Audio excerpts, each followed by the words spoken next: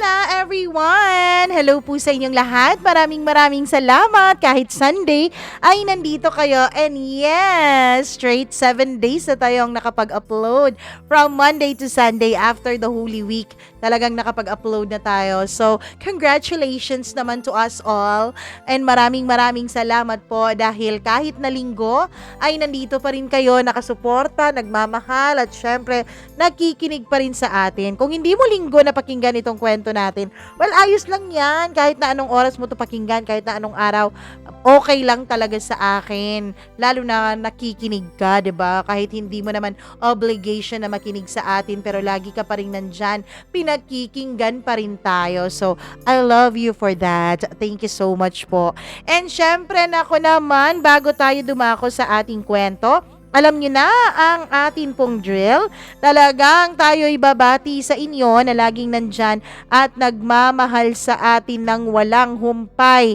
Maraming salamat. Sir Reynaldo De Vera, thank you very much for listening. Maria Elena Abe, Ma'am Judith McGovern, and to her husband, thank you so much for dropping by. Kay Rimzel Balawig, maraming salamat.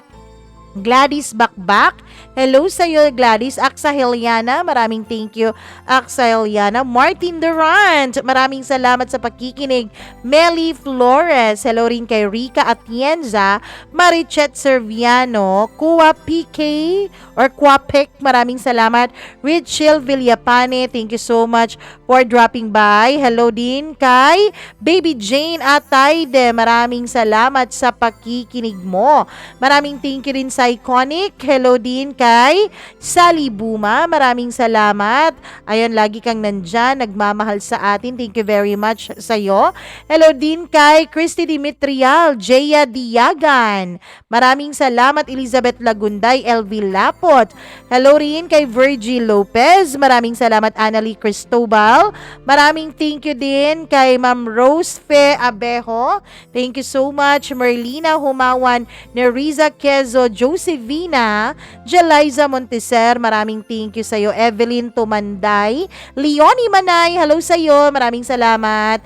Merlina Humawan, Miriam Gutierrez, Lady Grace, at sa lahat po ng ating tagapakinig, wag na nating patagalin. Eto na ang ating tampok na kwento sa araw na to, dito lamang sa Dear Mama Mia.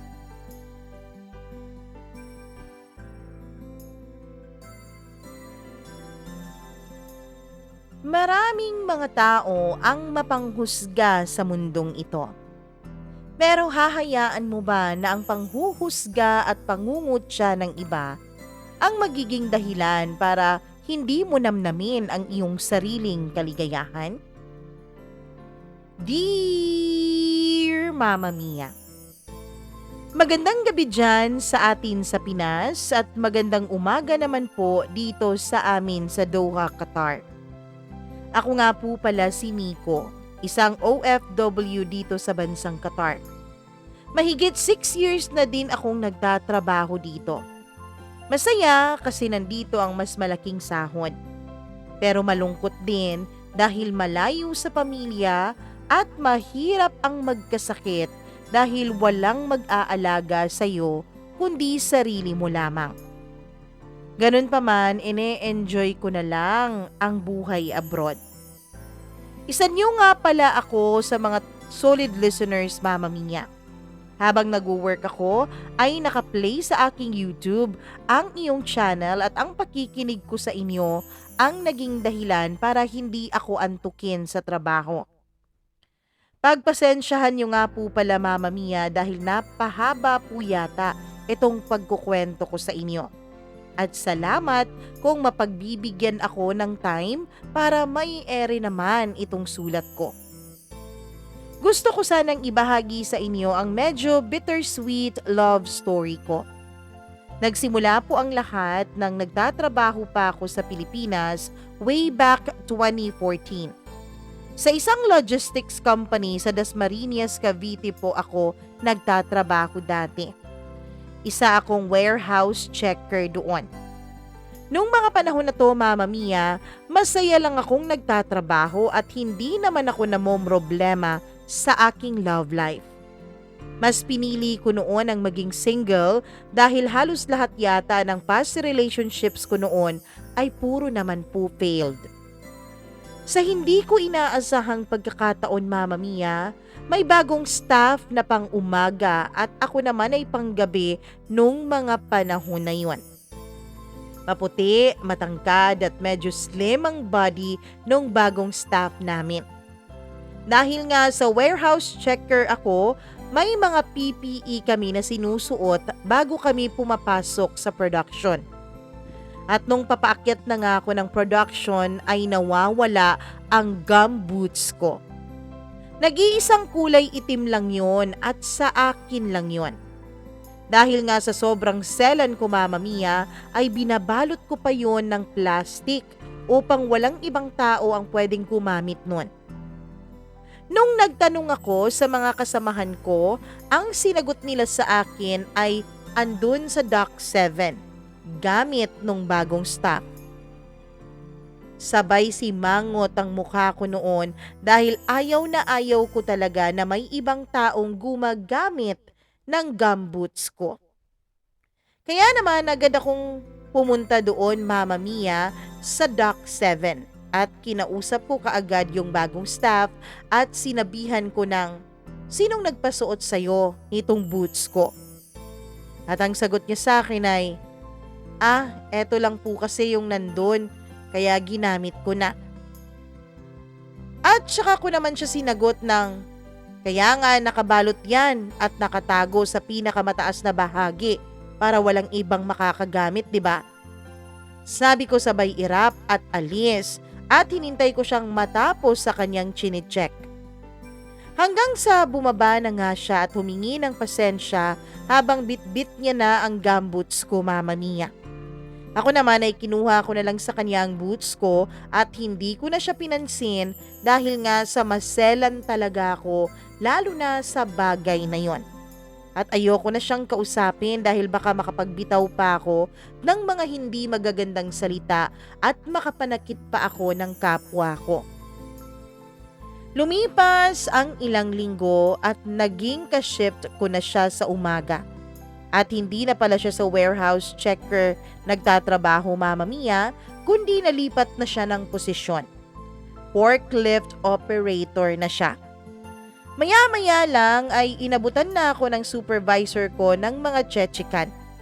Pag-akyat ko sa taas ay nakita kong tambak na ang mga items na ipapakarga ko sa 20x20 na container van.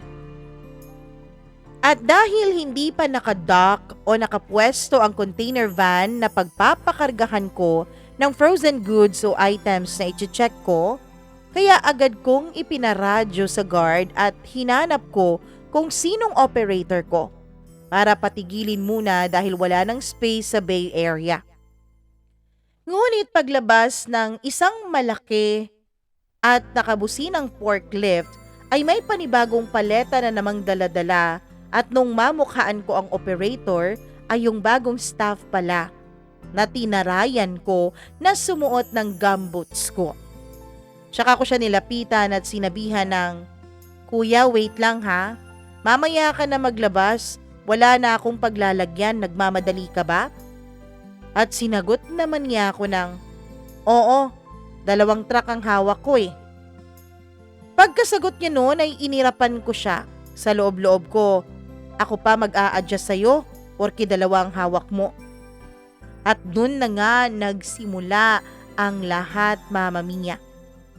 Isang gabi, habang naka-break ako ay may bigla ang nag-text sa akin.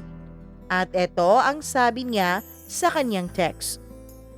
"Nico, kung tapos ka ng kumain at pwede na tayong magkarga, text mo na lang ako ha. Eto yung number ko, JM." Like sino ba naman ako para i-text mo at hintayin mo kung kailan ako magiging free para magka-work tayo ng sabay? Sabi ko noon sa isip ko, pero eme lang naman yon, Mama Mia. Ganun pa man ay hindi ko maintindihan kung bakit parang ang laki ng epekto sa akin nung text niya na yon. Napakasimple lang naman ng text na yon, pero pakiramdam ko ay kinukonsider niya ako bago kami mag-umpisang magtrabaho. At lumipas nga ang gabi, Mama Mia, nang kaming dalawa ang magka-partner sa trabaho na yon. Siya ang operator ko at ako naman ang checker niya. Nung pa-out na nga kami, mga bandang alas 5:50 na ng umaga, habang nag-aayos ako ng locker room, ay inaayos ko pa ang mga gamit ko pa uwi. Nang naglalakad na ako papunta sa reception area kung saan nakalagay ang aming biometrics, ay napansin kong andun pa siya, Mama Mia. At mukhang may hinihintay yata siya. Ako naman ay dire-diretso sa biometrics namin upang makapag-out na ako at nang makauwi na. Habang naglalakad ako palabas ng company, ay may naurinigan akong sigaw na parang may tumatawag sa aking pangalan. At dahil naka-earphone ako nung mga panahon na yon habang naglalakad, ay hindi ko masyadong marinig na ako pala talagang tinatawag ng kung sino mang sumigaw na yon. Pero hindi nga ako nagkamali. Narinig ko nga ang pangalan ko at tinawag nga ito. Si JM pala ang tumatawag, Mama Mia, habang tumatakbo at hinahabol ako. Ako naman nung mapansin ko siya, syempre huminto ako sa paglalakad. At nang malapit na siya sa akin ay sinabi niya na, "Pwede bang makasabay kang maglakad palabas?" Agad ko din naman siyang sinagot ng, "Oo naman." At eto na nga po, Mama Mia. Dito na nag-umpisa ang lahat dahil syempre magkausap kaming dalawa habang naglalakad. "Pasensya ka na pala kung sinuot ko yung gumboots mo, ha. Hindi ko naman alam na sa'yo pala yun." Panimula ni JM sa aming usapan.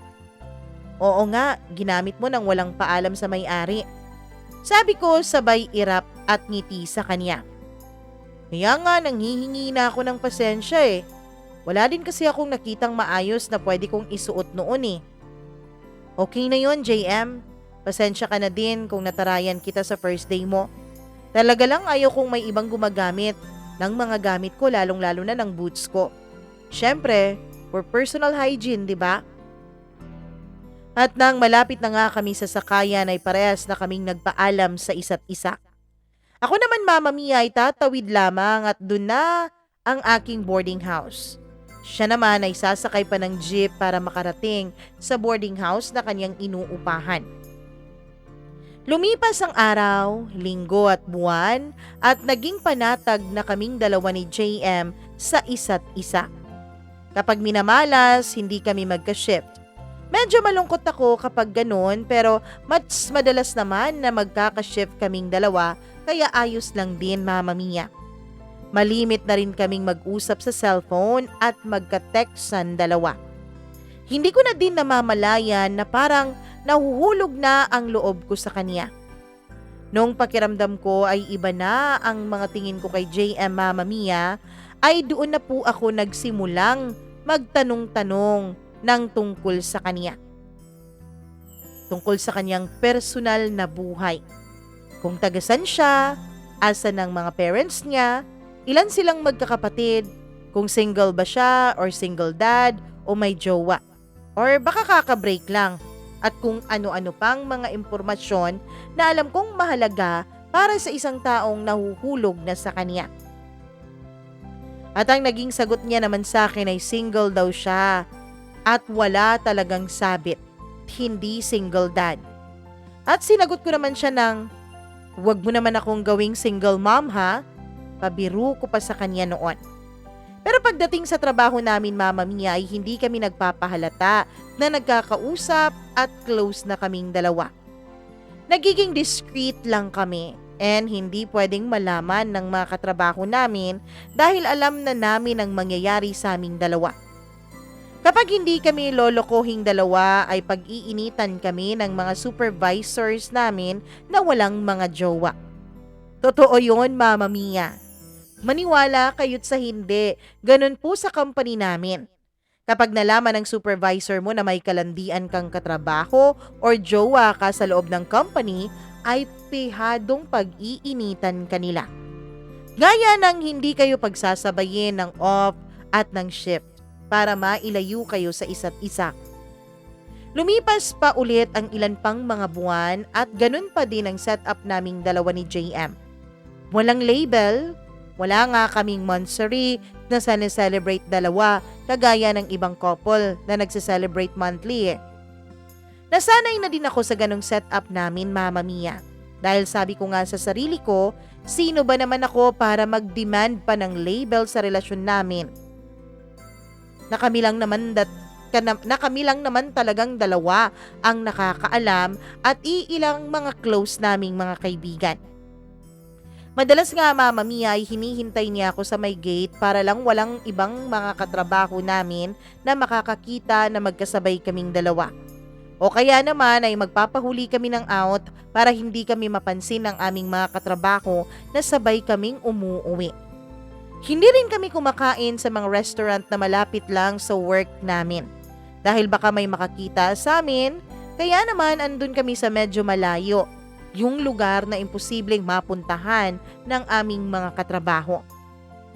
At kapag panggabi naman kami, Mama Mia, ay madalas kaming mag-lunch out sa labas para naman mas masaya kami habang nagtatrabaho. Para kahit doon man lang, matawag na naming date yun para sa aming dalawa. At masaya na kami, Mama Mia, sa ganoong klaseng date namin. May mga araw din na sinasama niya ako sa laro niya ng basketball, lalo na kapag pareho kaming pang umaga ang shift. Dahil mas maraming oras para magpahinga kapag nasa AM shift ka. Unlike kapag gabi na talagang pagod na pagod ka buong araw. Kaya kapag night shift siya, Mama Mia, ay hindi ko po siya pinapayagang mag-basketball. Dahil alam kong iba ang tulog sa gabi kaysa sa umaga. Kaya iba rin ang energy mo kapag panggabi ka o pang umaga ka.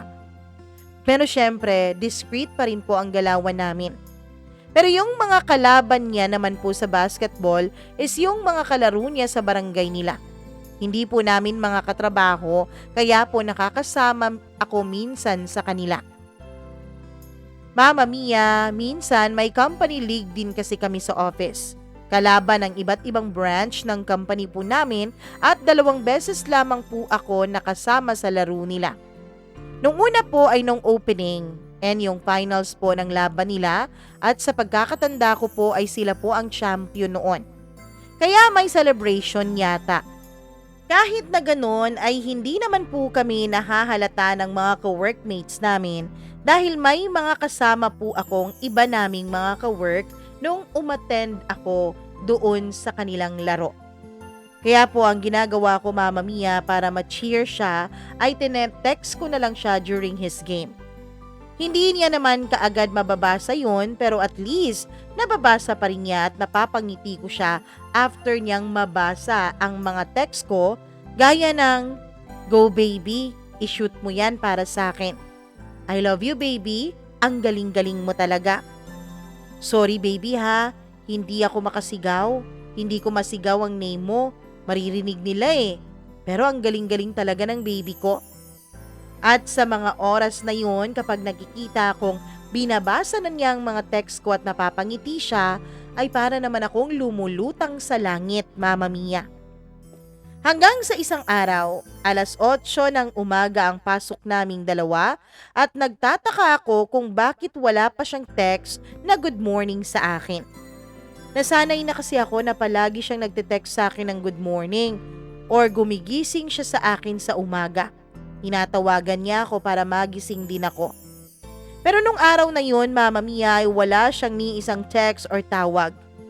6:30 na ng umaga, Mama Mia, at kailangan ko ng kumilos para makapaghanda sa pagpasok ko ng trabaho. Nag-text ako sa kanya ng, "Good morning, B. Gising na po. Papasok pa tayo." Tinext ko siya bago po ako maligo. Naghintay ako ng reply mula sa kanya pero wala po akong natanggap na reply, kaya po sinubukan ko siyang tawagan. Pero hindi niya sinasagot ang tawag ko, Mama Mia. Ang ginawa ko na lang ay pinagpatuloy ko na lang ang pag-aayos ko bago pa man ako malate sa aking trabaho. Pero ang totoo ay nagtataka pa rin po talaga ako dahil hindi pa nangyari sa kanya yung ganon. Na walang text or walang tawag o kahit paramdam man lang bago kami pumasok kahit alam namin na magkikita naman kami sa trabaho. At habang naglalakad nga po ako papasok sa aking trabaho ay mayat maya ko ring tinitignan ang likuran ko, Mama Mia, at baka andyan siya at sinusundan ako. Ngunit wala pong ni kahit anino ni JM ang aking nakikita sa aking likuran. Iniisip ko noon, ano kayang nangyari sa kanya? May sakit ba yun? Wala naman siguro kasi magsasabi naman yun sa akin kung masama ang pakiramdam niya. Or baka naman on the way na, hindi na lang ako tinext dahil nagmamadali na siya papasok at baka na late ng gising. Pero Mama Mia, hindi kasi. Kasi dati kahit malate yun ay nagtitext pa rin yun sa akin para lang aware ako na gising na siya. Ewan ko ba? Ewan ko pero parang may kung anong pumapasok noon sa utak ko. Hanggang sa lumipas pa ang oras at hindi na talaga ako mapakali dahil hindi pa po siya pumapasok noon sa trabaho namin. Nagtataka na ako at the same time ay natatakot din, Mama Mia. Baka na-aksidente na siya or may something na masamang nangyari sa kanya. Dumaan nga ang buong maghapon at natapos na ang shift ko nang hindi pumapasok sa trabaho si JM. At hindi ko siya nakikita at wala rin akong natatanggap na text galing sa kanya.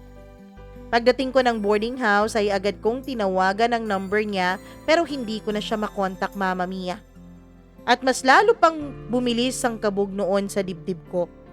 Mas lalo akong kinakabahan at natatakot. Pero patuloy pa rin ako sa pagdial at nagbabaka sakaling mag-ring yung phone niya at sagutin niya. Ngunit wala pa rin, Mama Mia. Wala na akong gana noong kumain ni hindi ako nakaramdam ng antok. Iyak lang ako ng iyak habang nakatitig sa cellphone ko at naghihintay ng text o call man lang galing kay JM. Hanggang sa hindi ko na namalaya na nakatulugan ko na pala ang sobrang pag-iyak ko, Mama Mia. Pero nung magising ako, ganun pa rin. Wala pa rin siyang tawag o kahit text man lang para sa akin. Gusto ko sanang umabsent sa sumunod na araw, Mama Mia. Pero hindi pwede dahil may naka-day off sa araw na yon, kaya no choice ako kundi bumangon kahit ang bigat-bigat ng kalooban ko at ang sama-sama ng gising ko. Pinagpatuloy ko ang araw na yon at lumipas na nga ang 5 araw. Nang labis kong kalungkutan, Mama Mia, ay wala pa rin akong natatanggap na kahit na anong update galing sa kanya. At hindi pa rin po siya pumapasok sa trabaho namin. Hanggang sa isang araw, Mama Mia, yung isang katrabaho kong itago natin sa pangalang Jelly, na Babs ang tawagan namin dahil close kami sa isa't isa, ay lumapit sa akin. Babs, alam mo ba kung bakit wala ng ilang araw si JM? Tanong ni Jelly sa akin. Hindi, Babs. Bakit? Alam mo ba? Ang sabi nanganak raw yung asawa niya. Kaya yung mga supervisor natin binati na siya. Mama Mia, hindi ko maintindihan noon ang aking nararamdaman. Pinagpawisan ako ng malala at malalamig na pawis. At ang pakiramdam ko ay hindi ako mapakali. Gusto kong sumigaw at mag-iiyak pero hindi pwede dahil baka magtaka si Jelly at magtaka ang buong opisina namin. Dahil wala naman ni isa sa kanila ang nakakaalam ng tungkol sa relasyon naming dalawa ni JM. At ang naging sagot ko na lang sa kanya ay, talaga ba? Kaya nga sabi niya binata siya at walang girlfriend. Yun pala may asawa. Mga lalaki talaga. Sabi ko at umakyat na nga ako at pumasok na sa production namin. Naghanap ako ng room na walang tao, Mama Mia. Para dun ako makapagkulong at dun ako makapagluksa ng damdamin kong labis na nasaktan. Gusto kong dun magkulong at dun ko isigaw lahat ng sakit ng nararamdaman ko. Kasi nung mga panahon na yun, parang sasabog na po ang loob ko. Gusto ko maglaho sa mundo kahit na 2 araw lang. Dahil sobrang sakit talaga nung naramdaman ko, Mama Mia. Bakit kailangang magsinungaling ni JM sa akin? Tinanong ko naman siya ng maayos eh. Kung may pamilya ba siya, may girlfriend ba siya, o may anak ba siya. Pero ang sabi niya, single na single siya. Bakit kailangan niya akong lukohin? Pero ano pa nga bang magagawa ko? Wala na, di ba, Mama Mia? Wala ka naman talagang magagawa, lalo na kapag niloko ka na ng isang tao, kundi tanggapin na lang ang panluloko niya. Lumipas pa ang ilang araw at pumasok na nga si JM sa trabaho at ka-shift ko pa din siya at parehas kami noon na nasa morning shift. At sa unang araw ulit ng kanyang pagpasok ay hindi ko siya pinapansin o tinitignan man lang dahil nga sa nangyari sa amin. Hindi ko siya kayang harapin sa ngayon, Mama Mia. At nung araw na yun ay maaga akong umuwi at hindi na ako nag-overtime at nagpaalam na lang ako sa supervisor ko at sinabi kong masama ang pakiramdam ko at hindi ko kayang mag-OT sa araw na yon. Buti na lang at hindi naging makulit ang supervisor ko at pinayagan din naman niya ako. Alas 4 nga ng hapon ay nag-out na ako at habang naglalakad nga ako palabas ng company ay may narinig akong mga yapak ng paa ng tao na para bang nagmabadaling laglakad papunta sa akin. Dahil papalapit ng papalapit ang ingay ng mga yapak na yun kaya napalingon na ko, Mama Mia, at si JM pala ang nagmamadaling naglakad para masundan ako. Ang ginawa ko dahil ayoko pa siyang kausapin ay mas binilisan ko ang aking paglakad. Ayoko siyang makita. Pero mas lalo pa niyang binilisan ang paglalakad niya para lang mahabol niya ako, Mama Mia. Kaya nga bago pa man ako tuluyang makatawid pa uwi ng boarding house ay nahawakan na niya agad ang kamay ko at pinigil niya akong tumawid. Nico, kausapin mo naman ako. Mag-usap naman tayo. Malungkot niyang pakiusap sa akin. Bakit, JM? Ano bang kasalanan ko sa'yo? Bakit ginaganito mo ko? May mali ba akong ginawa sa'yo para gantihan mo ako ng ganito? Sa bagay, wala nga palang tayo. Wala nga pala tayong label.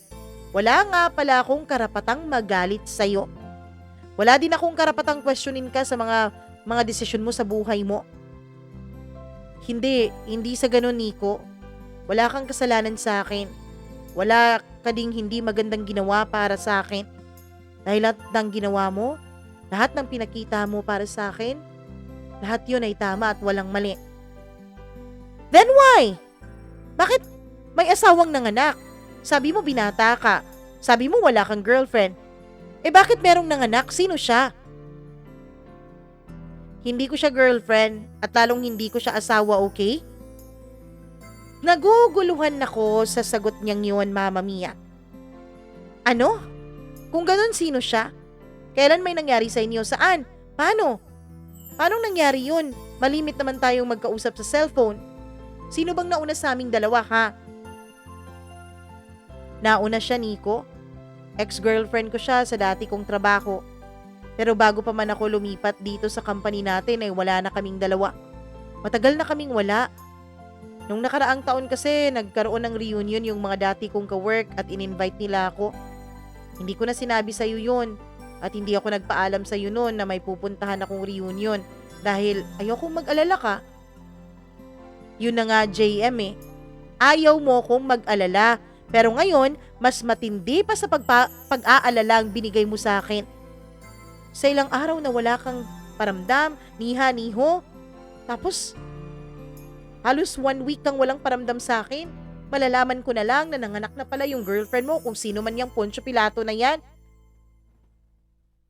Paanong may nangyari sa inyong dalawa? Dun sa party, Nico. Sa party. Dun sa reunion namin may nangyari sa amin. Nakainom ako at kinakantsawan kami ng mga tropa namin kaya may nangyari sa aming dalawa. Alam kong kasalanan ko din at nagpadala ako sa tukso. Kaya nga hindi ko magawang tawagan ka or i-text ka man lang dahil gusto kong personal na sabihin sa'yo at gusto kong personal na humingi sa'yo ng tawad. Isa lang ang hihilingin ko sa'yo, JM. Pwede bang hayaan mo muna ako, please? Hindi pa kita kayang harapin. Sana maintindihan mo ko. Sana pagbigyan mo na muna ako, please, JM. Sige, kung yan ang mas kailangan mo, ibibigay ko sa'yo. Pero sana wag mong kakalimutan na andito ako para sa'yo, okay? At gusto kong humingi ng sorry sa'yo, Nico. Alam kong walang kapatawaran ang nagawa ko sa'yo pero sana dumating yung araw na may puwang pa ako sa puso mo para mapatawad mo. Mag-ingat ka palagi, Nico. At yun na nga, Mama Mia. Matapos niyang sabihin sa akin yun ay binawi ko ang kamay ko at tumalikod na ako at tinuloy ang pagtawid ko. Nang makarating ako ng boarding house ay doon na ako umiyak at binuhos ko lahat ng sakit na nararamdaman ko. Napakabigat at napakasama ng pakiramdam ko noon. Napapatanong ako kung bakit ako, ano bang kasalanan ko, bakit ako pa. Marami naman diyang masasamang tao na pwedeng saktan, di ba? Mabuti naman akong anak, mabuti akong tao, pero bakit kailangang ako ang masaktan ng ganito? Yan ang mga lumalabas noon sa bibig ko, Mama Mia, habang humahagulgol ako sa aking pag-iyak. Pansamantala ko ring munang blinak si JM sa contacts ko at nagpalipat ako sa opposite shift niya upang hindi kami magkitang dalawa. Iba na lang ang ginawa kong rason para hindi ako mahalata ng supervisor ko, para hindi niya malaman o mahalata man lang ang tungkol sa relasyon naming dalawa ni JM. Lumipas pa ang ilang linggo, Mama Mia, at hindi ko pa din siya kinakausap. Hanggang sa isang gabi nang pauwi na ako around 6:10 ng gabi, habang naglalakad ako palabas ng company at wala akong kasabay pauwi, ay may biglang humawak ng kamay ko at napasigaw na lang ako dahil sa sobrang gulat. Yun pala ay si JM lang yon. Kamusta ka na? Galit ka pa rin ba sa akin? Hindi ako nakasalita at tinignan ko lang siya. At saka naglakad ng diretsyo habang hawak-hawak pa rin niya ang kamay ko ng mahigpit. Ako naman ay pilit na pumapalag, Mama Mia, pilit na iniaalis ang kamay niya sa pagkakahawak ng kamay ko. Hindi mo man lang ba talaga ako kakausapin, Nico? Ayaw mo na ba ako makita kaya nagpalipat ka ng shift? Nakablock na rin ako sa mobile mo dahil hindi kita makontak. JM, sabi ko naman sa'yo, 'di ba? Hayaan mo na muna ako. Hinayaan naman kita, 'di ba? Siguro naman sapat na yung panahon na yun para harapin na natin ang problemang to. Hindi na ulit ako sumagot, Mama Mia, at nagpatuloy na lang ako sa aking paglalakad hanggang sa makarating na ako sa tawiran. Tsaka ko siya hinarap at sinabihang, uuwi na ako, pagod na ako, tsaka na lang tayo mag-usap. Binitawan na niya ang kamay ko, Mama Mia, pero nagsalita siya. Sige, mag-ingat ka pa uwi ha. Sana i-unblock mo na ako. At nang makauwi na nga ako ay bumuhos na naman ng luha sa mga mata ko. Sinabi ko sa sarili ko na kailangan ko ng ibang kausap. Hindi ako po pwedeng magmukmuk lang dito sa kwarto ko. Kaya agad kong tinawagan ng best friend ko at niyaya ko siyang mag-inom kami sa bahay niya. Sakto dahil panggabi naman ang asawa niya. At doon na nga bumuhos ang lahat ng malasing na ako. Naikwento ko lahat-lahat sa best friend ko, Mama Mia. Hindi siya makapaniwala sa nangyari sa amin ni JM dahil hindi din niya nakikita or inaasahan yung mga pangyayari sa amin ni JM dalawa.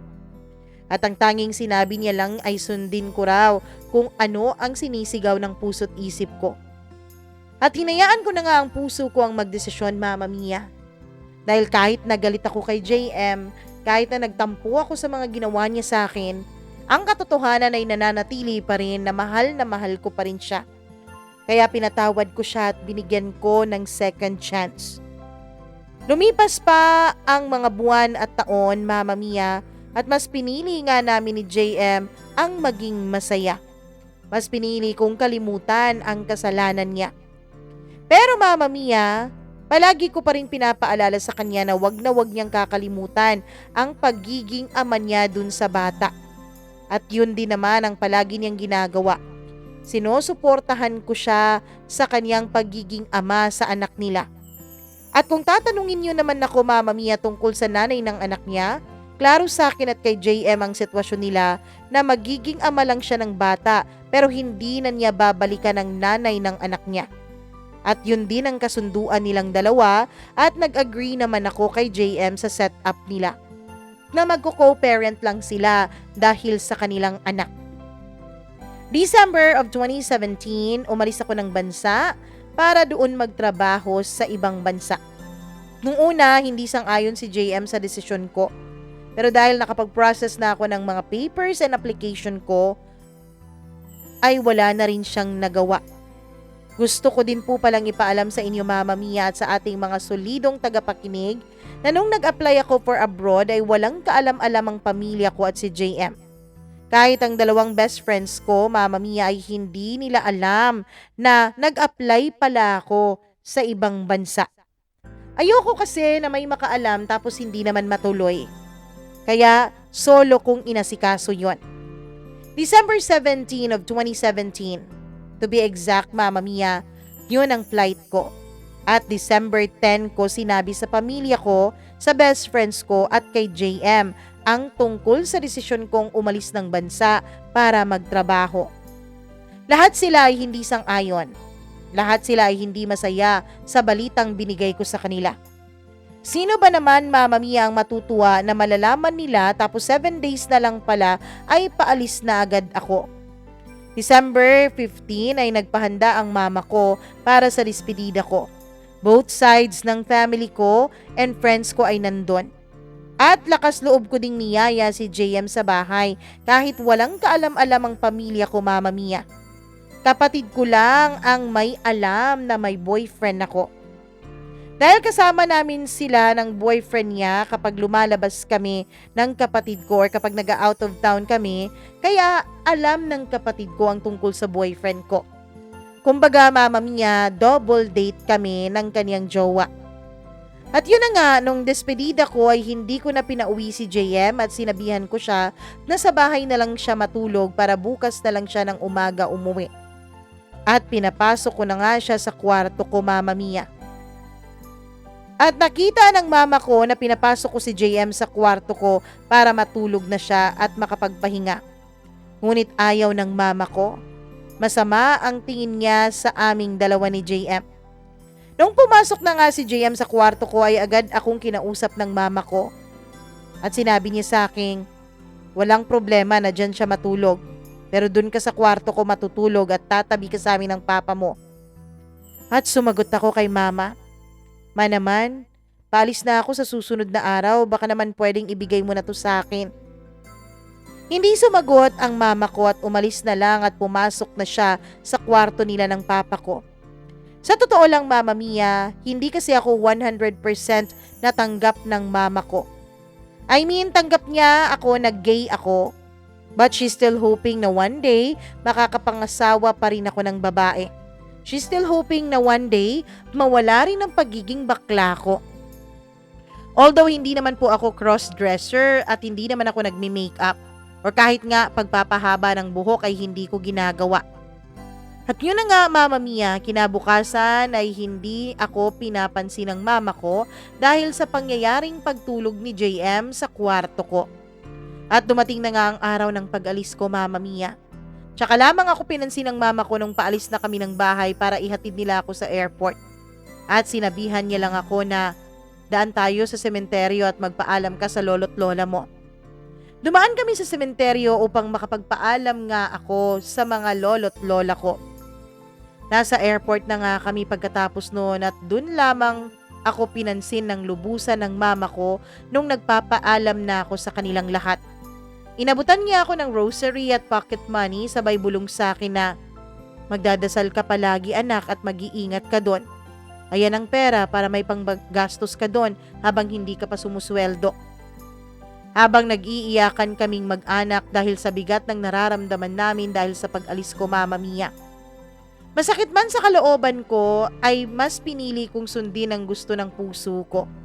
At hindi na nga sumama si JM sa paghatid sa akin sa airport dahil una, alam niyang hindi siya tanggap ng mama ko. Pangalawa ay sinabihan ko na lang din siyang wag na siyang sumama at tatawagan ko na lang siya sa araw ng flight ko. At ganun na nga ang nangyari. Nag-iyakan lang kaming dalawa sa telepono habang nasa boarding area na ako ng airport. Masakit at mabigat sa puso kapag nalayo ka sa mga taong mahal mo sa buhay. Pero lahat naman ay gagawin natin para sa ating mga pamilya at para na rin sa sarili natin, 'di ba, Mama Mia? Kaya proud ako proud and loud akong ipagmalaki na isa po akong OFW. Laban po mga kabayan. At yun na nga, mabilis na lumipas ang isang taon. December 2018, may nakilala akong tao sa hindi inaasahang pagkakataon, Mama Mia.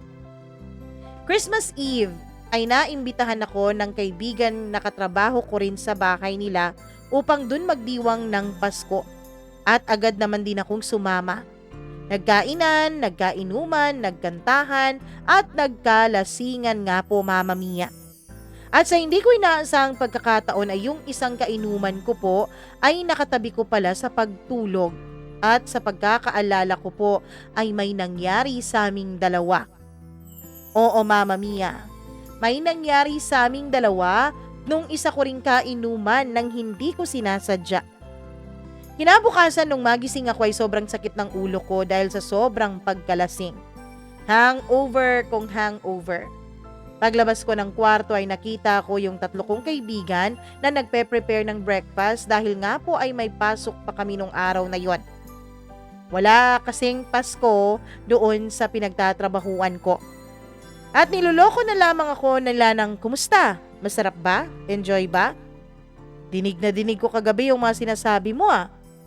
Ako naman ay gustuhin ko mang lumubog sa kinauupuan ko dahil sa sobrang kahihiyan ay hindi ko naman magawa. Maya-maya nga po ay nagmamadaling lumabas yung kasama ko sa kwarto at dagad na dumiretso sa CR. At doon po ay sumuka dahil nga sa sobra ring kalasingan.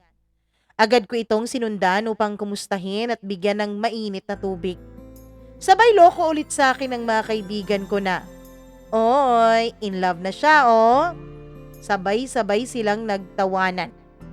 Sabay kaming lumabas ng CR ni Macy.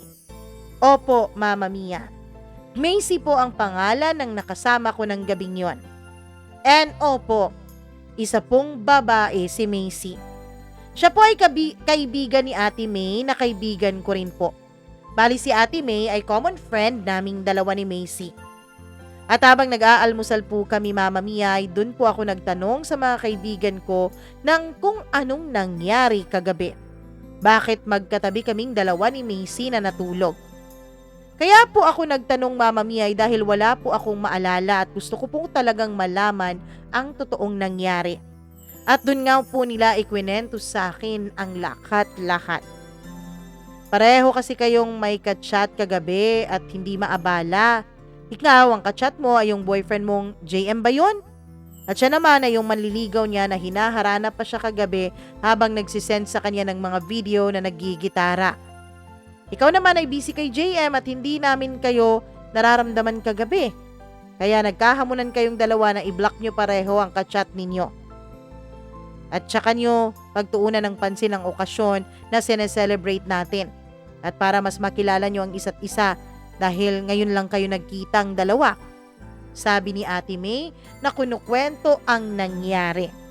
Pareho din kayong lasing noon nung nangyari yon kaya umabot sa punto na sumang-ayon kayong dalawa sa isa't isa. Naging topic nyo nga ang gender identity mo at yun ang nag-trigger sa'yo para magtabi kayong dalawa sa pagtulog ni Macy. Dagdag pa ni Ate May. At yun nga po, Mama Mia, nagkahamunan pala kaming dalawa ni Macy nung kinakantsawan na kami ng mga kaibigan namin na pareho kaming busy sa aming mga cellphone. At yun na nga ang naging umpisa para sa isang bakbakang nangyari nung gabing yun.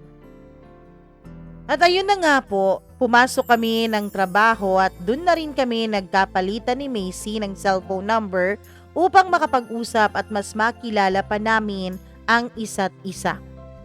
Yes po, Mama Mia, pinanindigan ko po si Macy kahit na ganito ang sitwasyon ko. Masaya po ako dahil unang-una ay tanggap niya ako kung sino at kung ano ang tunay kong pagkatao. Lumipas pa ang mga araw, linggo at buwan ay naging masaya lang po kaming dalawa ni Macy. Video call pagka-uwi sa bahay, magkatabi sa bus tuwing papasok at pauwi, nagde-date kapag may sahod at especially kapag niyayaya niya po ako. Yes, Mama Mia, madalas po ay si Macy ang nagyayakag sa akin na lumabas. Pero nung natuto na po ako ay ako na po palagi ang nagyayaya sa kanya para mag-date kaming dalawa. And yes, Mama Mia, nagsimula po ang lahat ng pagbabago ko dahil kay Macy. Siya po ang first girlfriend ko at first ko sa lahat-lahat, lalo na pagdating sa babae. Siya lang din po ang babaeng binigyan ko ng flowers sa tanang buhay ko. Kaya wala po akong masyadong idea kung paano ba maging boyfriend. Dahil nga po dati ay palagi namang ako yung Disney princess ng mga exes ko. Palagi ko din pong pinapaalala kay Macy na habaan sana niya ang pasensya niya sa akin. Dahil first time kong maging boyfriend. As in zero idea ako kung paano ba ang maging isang boyfriend ng isang babae. At eto na nga po, Mama Mia, bandang April taon ng 2019 ay hindi ko alam na nagtatampo or nanlalamig na po pala sa akin si Macy. Hindi ko din po maintindihan pero sinasabi niya lang po na hindi raw po ako consistent pagdating sa kanya. Pero alam ko naman po sa sarili ko na pinipilit kong ibigay sa kanya lahat ng oras at panahon ko. Pero hindi ko alam na may kulang pa. At dumating na din po sa point, Mama Mia, na kinokontak na ni JM ang dalawang best friends ko dahil nakablock na po siya sa akin. Nang hindi niya alam ang totoong rason. Simula po kasi nung blinak ko siya ay hindi na din po kami nakapag-usap ni JM. As in wala man lang po siyang narinig galing sa akin. Kung bakit ako biglang nawala. At isa po yun sa pinag-aawayan namin ni Macy, si JM. Dahil nagpaalam po ako kay Macy na baka po pwedeng kontakin ko si JM para man lang po sana masabi ko sa kanya ang totoo at hindi po siya nag-aalala sa akin. Gusto kong malaman ni JM ang tunay kong kalagayan sa abroad. Pumayag naman si Macy, Mama Mia, pero hindi ko alam na ang pagpayag pala niya na yun ay labas sa ilong dahil nagsiselos po pala siya. At tinawagan ko na nga po si JM at pinalawanag ko na sa kanya ang lahat. Nagiyakan pa kaming dalawa ni JM at lubos po ang paghingi ko sa kanya ng sorry dahil sa nagawa ko sa kanya. Nakapagpatawaran naman kami ni JM at mas pinili po niya na ibigay ang nagpapasaya sa akin. Ang sabi nga ni JM sa akin, kung masaya ka dyan, sige, susuportahan kita. Pero kapag nasaktan ka, nandito lang ako palagi ha. Mag-iingat ka palagi dyan, Nico. Chat mo lang ako or tawagan mo ako kapag may problema ka. Bilin pa po ni JM bago namin ibaba ang telepono. Malungkot, masakit at parang dinudurog ang puso ko ng mga oras na iyon. Pero kailangan ko pong panindigan si Macy. Hindi dahil sa may nangyari sa amin, kundi dahil siya po ay babae. And women should be treated with respect. Women should be treated like that. Masaya din po akong ipinakilala ko si Macy sa pamilya ko at pinakilala din naman niya ako sa pamilya niya. Sa totoo lang, Mama Mia, nung unang mga buwan pa lang namin ni Macy ay nahuhulog na rin po talaga ang loob ko sa kanya. In short, mahal ko na siya. Bukod po kasi sa pagiging sweet ni Macy, ay malambot din po ang puso niya at magkasundo po kami sa maraming bagay. Pinipilit kong ibigay sa kanya ang mga bagay na magpapasaya sa kanya sa paraang alam ko. Ngunit parang kulang pa po yata. Mama Mia, ang buong akala ko ay sakto na, sapat na, pero kulang pa pala. At malungkot man po, Mama Mia, ay tuluyan rin po kaming naghiwalay ni Macy dahil hindi ko maibigay sa kanya ang mga bagay na gusto niya. Dahil para sa kanya ay kulang pa rin po lahat ng efforts ko. Pero hanggang sa dulo, Mama Mia, ay ginawa ko naman po ang lahat ng paraan para po bumalik sa akin si Macy. Kagaya po ng pagbibigay ng flowers, surprise nung birthday niya, at kinuntsaba ko pa po talaga ang roommate niya na hindi ko naman po nakasanayang gawin noon. Sinuyo ko po siya, Mama Mia, sa paraang alam ko at kaya ko. Pero baka hanggang dun lang talaga kaming dalawa. Kaya hinayaan ko na lang siya at binigay ko na lang sa kanya ang gusto niyang kalayaan. Pinalaya ko po siya, Mama Mia, kahit minamahal ko na siya. Iniisip ko na lang na baka binigay lang sa akin ni Lord si Macy pansamantala para mas marami akong matutunan sa buhay, kahit sa maikling panahon ng pagkakakilala naming dalawa.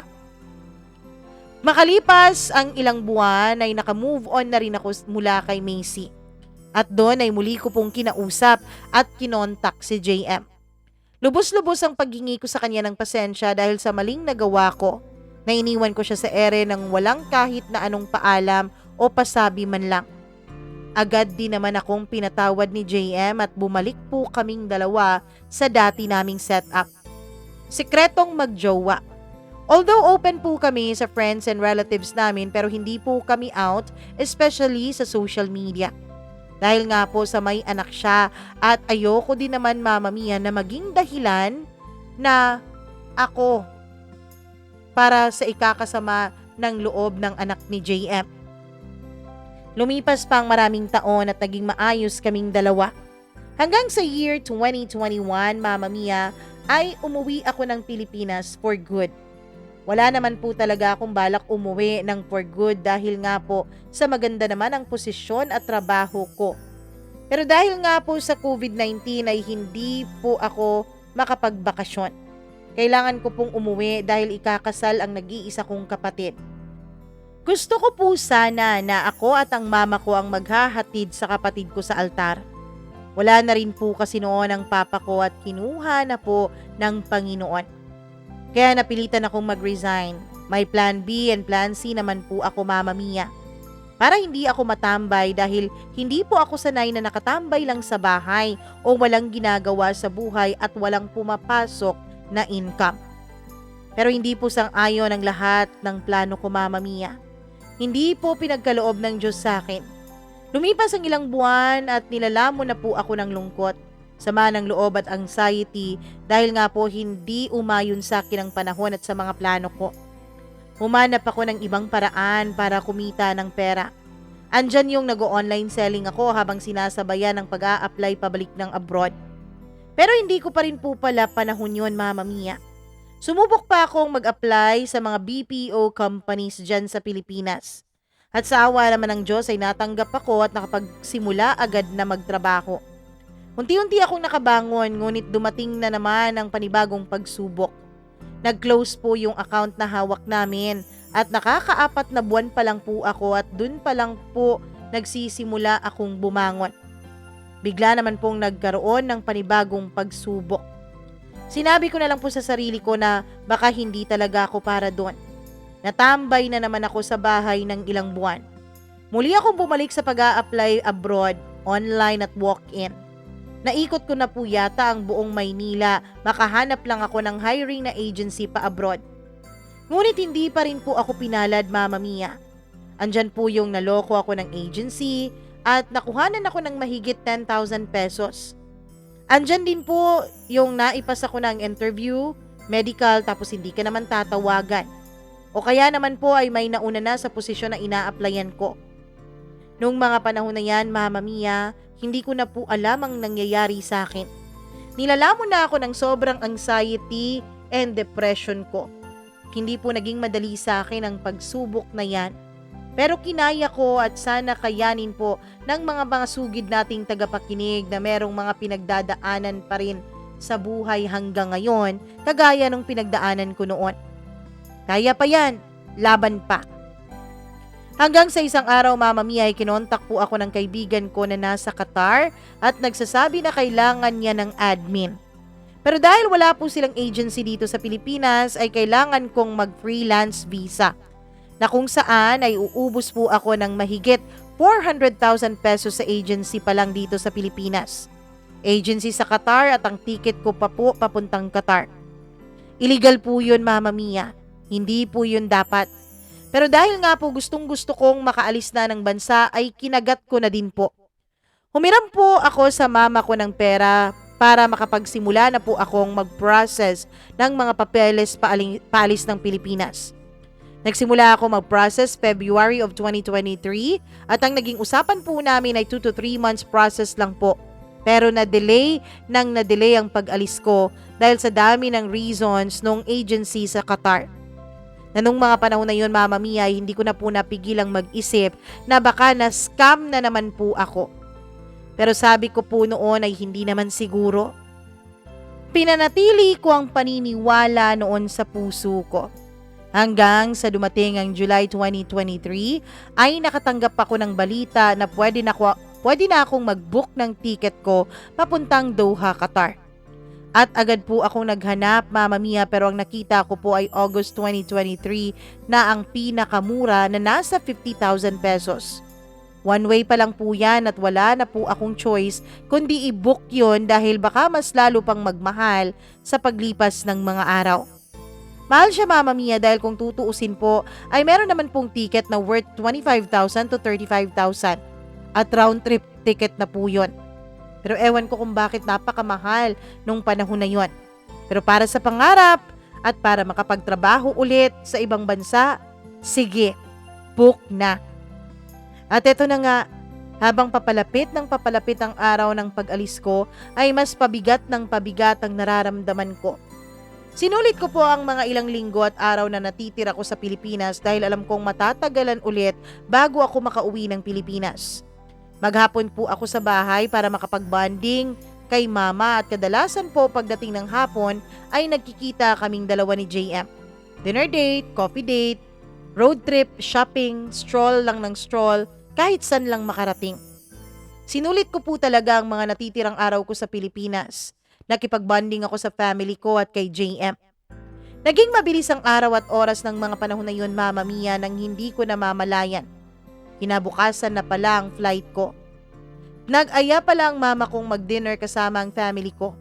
And before pa man kami matapos mag-dinner ay tumawag si JM at sinabing on the way siya sa amin.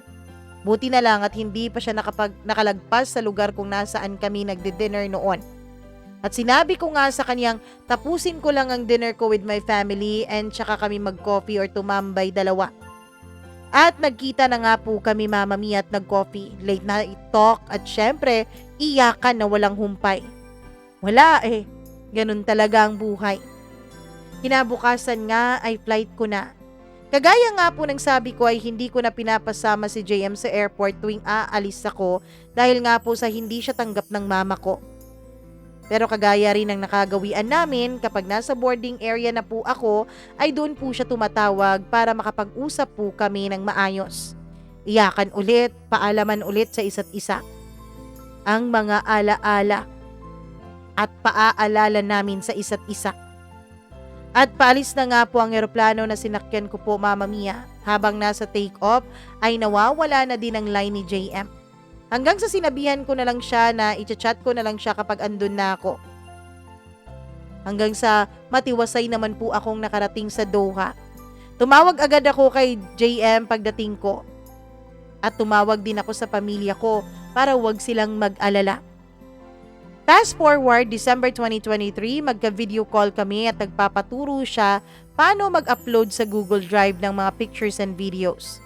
So I told him na mag-share screen. And dahil magka-video call nga po kami via messenger, is biglang nakita kong may nag-chat na ang nakapangalan ay baby.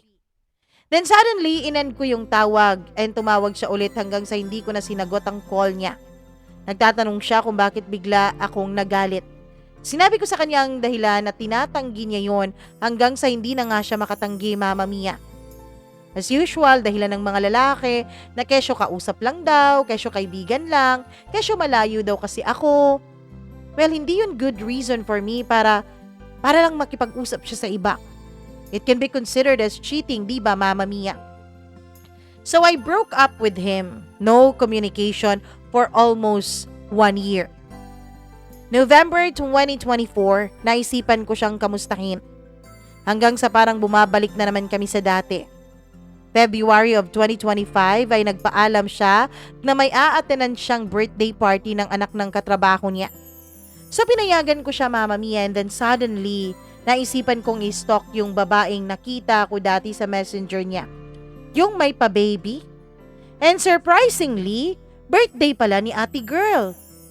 With my day pa and mirror selfie na may picture sa likod ng phone ni Ate Girl na may kasama siyang lalaki. May takip na heart yung mukha ng lalaki na kasama niya sa picture pero kilalang kilala ko ang lalaking yun, Mama Mia. 100% sure akong ang partner ko yung lalaking nasa picture na yon.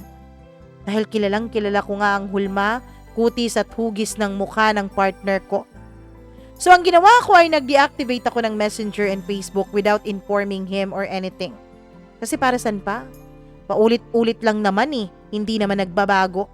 Paulit-ulit lang naman yung pain na binibigay niya sa akin. Despite na alam mo naman sa sarili mong pure ang intention mo and the genuine love na binibigay mo sa kanya. Pero eto ang binigay niya sa akin. Sobrang sakit, sobrang hirap, sobrang lugmok ako ng mga panahon na to, Mama Mia.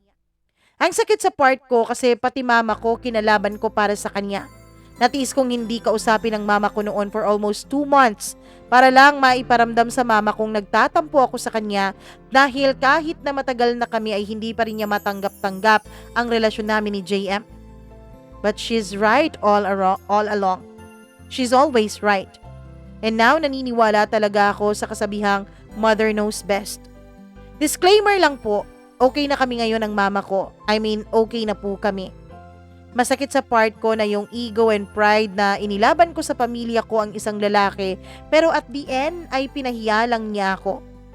Pero wala That's life. Nagkakamali pero eto patuloy pa ring lumalaban. Wala namang choice kundi ang lumaban. Siguro Mama Mia sadyang hindi lang talaga kami siguro ni JM ang sa isa't isa. Hindi lang siguro talaga kami hanggang dulo. Hindi kami ang nilaan ng tadhana para magkasama habang buhay. And now I must say na nasa healing process pa rin po ako. Pinipilit ko pa rin pong labanan ang lahat ng pain. And I think validated naman siguro ang sakit na to kasi 10 years din naman kami, Mama Mia. 11 years in the making. Kaya for now, ine-enjoy ko na muna ang single life ko. Pero hindi ko sinasarado ang puso ko para magmahal ulit.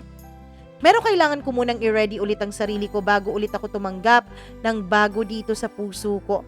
Ayokong manggamit ng ibang tao para lang makamove on sa past ko. Hanggang dito na lang po, Mama Mia. Maraming salamat po. Lalo na kapag nagtsatsaga kang basahin itong mahabang kwento ng buhay ko. Naway mabigyan ng chance na ma-ere ang kwento ko sa inyong programa. Hanggang dito na lang po, Mama Mia. Nico.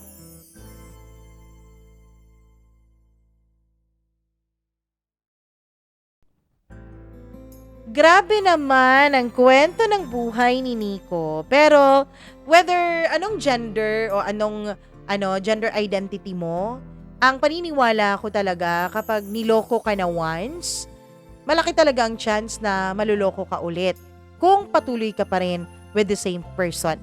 I'm not saying na walang second chances I'm not saying na hindi mo pagbibigyan yung isang taong nagkamali. Kasi tao lang din naman talaga tayong lahat.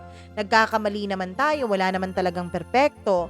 Pero ang sa akin lang, kapag nagkamali, kapag niloko ka, choice nila yun Pero kapag nagsisi, dapat i-earn pa nila ng paulit-ulit yung trust na yun. Bago ka tuluyang magtiwala. Dapat i-earn niya yung second chance na hinihingi niya sa'yo. Hindi yung binibigyan ka lang niya ng space pero wala naman siyang ginagawa. Diba? May kaibigan ako ngayon, tago natin sa pangalang charot. Huwag nating lagyan ng pangalan dahil baka nakikinig. Nakikinig yun Ano siya, parang yung sa kanila wala namang cheating na involved pero yung ano din sila ang tawag dyan, lesbian relationship, ganon, LGBT relationship din sila. So, yung partner niya is nasa malayo. Pero sa kanilang dalawa, siya yung palaging nag-e-effort. Tapos yung partner niya, ikinukulong siya sa buhay at sa kwarto niya. Like, kahit malayo yung partner niya, as in like, barko talaga ang kailangan mong biyahin o eroplano bago mo siya mapuntahan. Gusto ng partner niya, lagi silang magka-video call, like, from morning till dawn. Ganon ang gusto niya. So, ayaw niyang umaalis itong friend ko. Ayaw niyang mag-enjoy sa buhay. Kahit birthday ng friend ko, umalis kasama kami, nagalit yung karelasyon. Kasi, bakit sila yung kasama mong mag-celebrate? Sino ba dapat? Wala naman siya. Hindi naman siya nag-effort na magpunta, 'di ba? Wala namang effort sa kanyang end. So, lagi niyang ganon. Tapos, lagi silang nagmumurahan dalawa. So, napaka-toxic. So sabi ko sa kanya, hiwalayan mo na, 'di ba? Ako naman talaga dakilang tagapag-advise. Hindi rin naman nasusunod ang sariling advice. Charot. Hiwalayan mo na, ganon, sabi ko. So, siya paulit-ulit pa rin siyang hindi naman drunk call, pero tinatawagan niya kasi nami-miss niya, kahit na wala naman na sila. Lagi kong sinasabi sa kanya na dapat, mag-ano kayo, like, no contact at all for 30 days. Kasi parang may withdrawal period ka pa dyan eh. Dapat nag-grieve ka pa sa broken heart mo. Pero, yung pa rin hanggang ngayon, kahit nagkahiwalay na sila, sabi naman, aantayin siya ganun. Pero walang ginagawa, hindi naghahanap ng trabaho. Walang ginagawa talaga, promise. Umuwi ng probinsya dahil para raw makakain ng maayos. Bakit kayo makikipagrelasyon sa taong ganun na, hindi ko alam pero parang minamanipulate kayo, nagpapakahina, pwede namang magpapakalakas, pwede namang ayusin ang sarili. Kasi kung talagang mahal kayo ng isang tao, kung nasira yung relationship ninyo for whatever reason, kung gusto kanyang i-win back, kailangan niyang ipakita sa'yo na nagbago siya. Kailangan niyang ipakita sa'yo na may plano siya para sa buhay ninyo. Kung yung JM na yan, lagi lang namang hanggang chat, hanggang wala namang kaplano-plano, hindi nga pinagplanuhan kung susunod ba sa'yo, kung saan kayo magsisettle, di ba? 10 years na kayo, tapos hanggang dyan lang ba talaga ang relationship ninyo? Kung walang plano, ibig sabihin, dapat itigil nyo na. Kasi, wala talagang patutunguhan yan, 'di ba? Huwag kayong makipagrelasyon ng matagal sa isang taong wala namang kaplano-plano ng habang buhay kasama ka. Charot lang. Anyways, maraming salamat sa iyo, Nico, sa pagbibigay mo ng paintulot para ating basahin itong kwento mo dito sa ating programa. Sa mga may komentaryo dyan, may dyan kay Nico, pwede kayo mag-comment down below. And please be gentle with your words, okay? Maraming salamat sa inyong lahat na nakikinig ngayon. Kung nagustuhan nyo ang kwentong ito, please do not hesitate to like and share this video. And syempre, huwag kayong mag-atubili na mag-share din ng inyong sariling kwento dito sa ating programa. Mag-email lamang po kayo, mamamia.cdo0317@gmail.com. Palagi po kayong mag-iingat at palagi po kayong magdarasal. Ako po ang inyong one and only Mama Mia. Hanggang sa susunod nating kwento. Paalam! Babush!